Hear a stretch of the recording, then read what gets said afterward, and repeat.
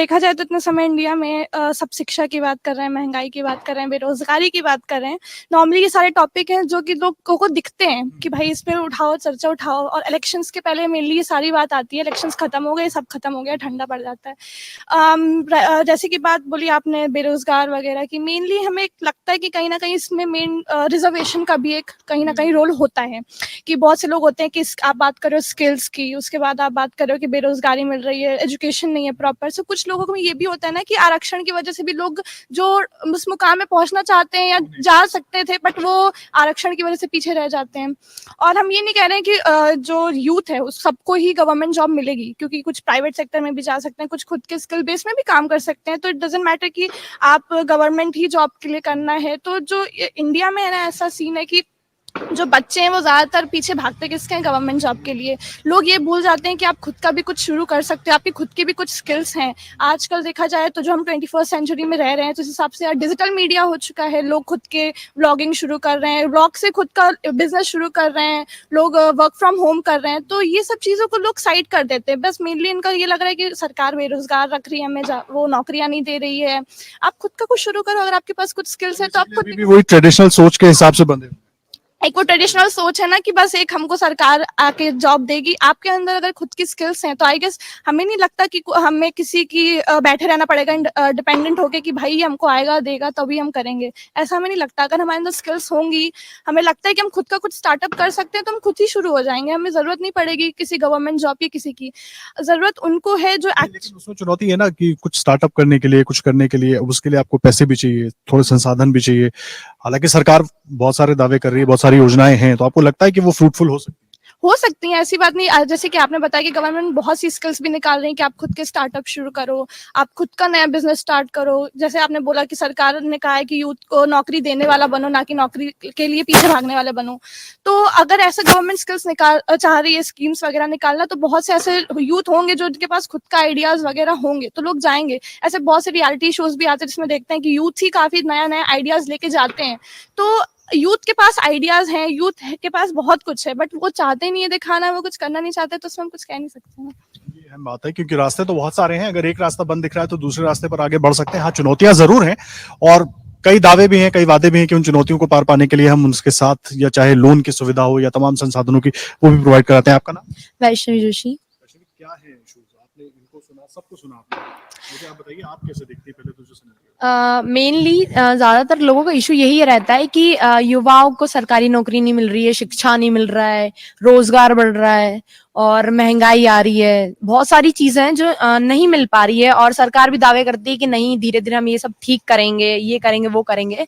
पर सरकार की जो योजनाएं वगैरह आती हैं शहरों में आ जाती हैं, शहरों में लोग कर लेते हैं। पर आज भी अगर आप ग्रामीण क्षेत्रों में जाके देखें तो आज भी लोगों को ये नहीं पता है कि उन्हें क्या योजनाएं मिल रही हैं, उसका क्या लाभ होता है। सरकार को कुछ ऐसा करना चाहिए जो ग्रामीण क्षेत्रों के लोगों को पता चले, ताकि वो शिक्षित हो सके। पहली बात तो सीट्स की बात करते हैं कि सरकार निकालती है, अब लाखों से बच्चे जाते हैं पर सीट्स कितनी है? हजारों। और सबको पता है कि हजार सीट्स हैं, पर ग्रामीण क्षेत्रों में शिक्षक नहीं है, वहां पे सीट्स अभी भी खाली हैं। पर सरकार वहां पे ना शिक्षक दे रही है, ना उन्हें कुछ योजनाएं दे रही है, ना उन्हें पता चल रहा है। तो मैं ये चाहती हूँ कि लोगों को पता चले कि ये जो योजनाएं आ रहे हैं उनके क्या लाभ है, और उन्हें सारी योजनाओं का लाभ मिले, ताकि वो पढ़ सके और आगे कुछ कर सके। ऐसा नहीं कि वो सरकारी नौकरी के लिए ही भाग रहे हैं, वो खुद का भी करना चाहते हैं, पर वो कैसे करें? उनके पास कुछ साधन ही नहीं है। हाँ, वो जानकारी नहीं है, ना उनके पास साधन है। उन तक वो जानकारी पहुंचाए कि नहीं, सरकार ये चीज दे रही है, लोन्स भी देती है सरकार की। अगर आपको कुछ रोजगार चालू करना है तो हम आपको लोन्स भी दे सकते हैं, तो वो चीज उन तक पहुंचाई जाए। ये बहुत अहम बात आप कह रहे हैं, लेकिन मुझे एक बात बताइए, ये तो एक बहुत अहम मुद्दा है, इस पर तो हम सब बात कर ही रहे हैं और अलग अलग जगहों पर भी अलग अलग युवाओं के साथ बात करते रहे हैं। लेकिन अभी देश में जो मुद्दे चल रहे हैं, जब वोट देने जाएंगे या घर परिवार में चर्चा होती है, तो क्या लगता है? हर व्यक्ति अपनी एक राय बनाता है कि ये हो रहा है तो इस हिसाब से मुझे इसको देना चाहिए, उसको देना चाहिए। कौन से मुद्दे लगते हैं कि वो जरूरी है, उन पर सोचा जाना? बेसिकली मुद्दे मेरे को ऐसे लगते हैं कि जैसे सरकार अभी चुनाव आए तो सरकार ने महंगाई कम कर दी। महंगाई पहले चुनाव चले जाएंगे, महंगाई बढ़ जाएगी वापस। युवाओं को रोजगार क्यों चाहिए? क्योंकि उनको अपने घर परिवार को पालने के लिए कुछ तो चाहिए, इसलिए वो इस सरकारी नौकरी के पीछे भाग रहे हैं। नहीं तो वो खुद का भी कर सकते हैं, पर खुद का कैसे करेंगे जब उनके पास कुछ होगा नहीं।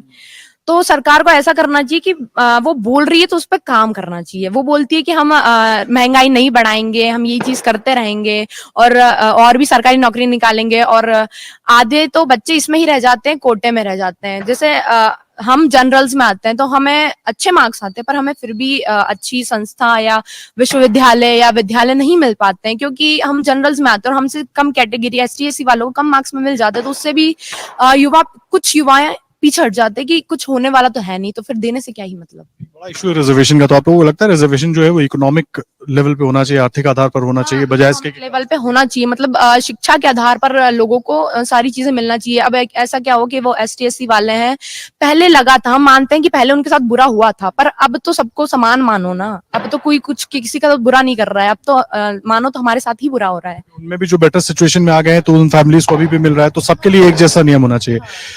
मुद्दों पर हम बात कर रहे थे। अभी 10 साल से तो बीजेपी की सरकार है सेंटर में, मध्य प्रदेश में भी ज्यादातर बीजेपी की सरकार रही। तो आप लोगों को लगता है कि यही सरकार चलनी चाहिए? जब इश्यूज की बात होती है कि आप लोगों ने पुरानी दूसरी पिछली सरकारों को देखा भी नहीं अपनी एज वाइज, जब देखा होगा तो छोटे रहे होंगे, तो क्या लगता है कि चेंज होना चाहिए, यही सरकार चलनी चाहिए? क्या सोचते हैं? इसमें हमारा कोई पर्टिकुलरली हम किसी एक गवर्नमेंट को लेकिन अगर बदलाव से कई बार बेहतर भी होती है ना चीजें। देखा जाए तो हम यूपी से बिलोंग करते हैं, कानपुर से। तो जब से हम होश संभाला है, देखा है जब से, तो बीजेपी की गवर्नमेंट ही देखी है हमने। तो वहाँ पे कुछ इम्प्रूवमेंट्स हुए हैं, ऐसी बात नहीं है, क्योंकि हमने इससे पहले की गवर्नमेंट नहीं देखी यूपी में काम करते हुए, तो हम इतना कुछ कह नहीं सकते स्पेसिफिकली। बट हाँ, बीजेपी ने काम किया है, पर ऐसा भी नहीं है कि प्रॉपरली, क्योंकि एक गवर्नमेंट आती है तो वो कोई प्रॉपरली 100% अच्छी नहीं होती है। कुछ उसमें भी कमियाँ होती है, तो कुछ उसमें भी खामियाँ होती हैं। तो अभी तक फिलहाल बीजेपी ने काम अच्छा किया है, बट स्टिल अभी भी बहुत सी ऐसी चीजें हैं जो उनमें इम्प्रूवमेंट करनी चाहिए। हाँ, क्योंकि सड़क बना देना, ब्रिज बना देना, ये नहीं होती कि डेवलपमेंट हो रहा है। डेवलपमेंट आप स्टार्टिंग बिल्कुल बेसिक से करो, बेस से करो। सिर्फ सड़क बनाना, ब्रिज बनाना डेवलपमेंट नहीं कहलाता। कि आपने मॉल्स बना दिए, वहाँ बड़ी बड़ी बिल्डिंग्स बन गई है, तो वो डेवलप्ड कहलाता है। वो या सिटी हो या फिर वो स्टेट हो, वो डेवलप नहीं कहलाता जब तक वो वहाँ के लोगों की सोच से डेवलप नहीं होती है। हाँ, तो उसका मतलब ये नहीं है कि वो डेवलप्ड हो गया है। तो अगर एक गवर्नमेंट पार्टी वहाँ पे काम कर रही है तो एक बेसिक से स्टार्ट करें। क्योंकि अभी आप एजुकेशन की बात कर रहे हो, हम लोग यूथ की बात कर रहे हैं, बट हम उनको भूल गए जो वो सड़क में भीख मांगते बच्चे दिखते हैं। उनकी एजुकेशन की क्या बात है? वो भी तो आगे चल के यूथ बनेंगे ही। एक एज ऐसी आएगी कि वो भी यूथ होगा। तो अगर हम ऐसा कुछ भी फेस कर रहे हैं प्रॉब्लम, आगे चल के वो हमारा यूथ बनेंगे। वो अभी ऐसे सड़कों में कुछ बेच रहे हैं, भीख मांग रहे हैं, वो उनका क्या होगा? उनका फ्यूचर क्या है? हम उस पे बारे में कोई बात नहीं करते। जो एक्चुअली में जो बच्चे होते हैं, जो अनाथ होते हैं, या जो बिल्कुल ही जिनको बेसिक नॉलेज, हिंदी भी नहीं लिखनी आती, बोलनी नहीं आती प्रॉपर तरीके से, उनकी बात नहीं करते। उनकी एजुकेशन का क्या है? अगर आप ये वीडियो YouTube पर देख रहे हैं तो हमारे चैनल को सब्सक्राइब करें और बेल आइकन को दबाना ना भूलें। अगर आप Facebook पर ये वीडियो देख रहे हैं तो हमारे पेज को लाइक करें।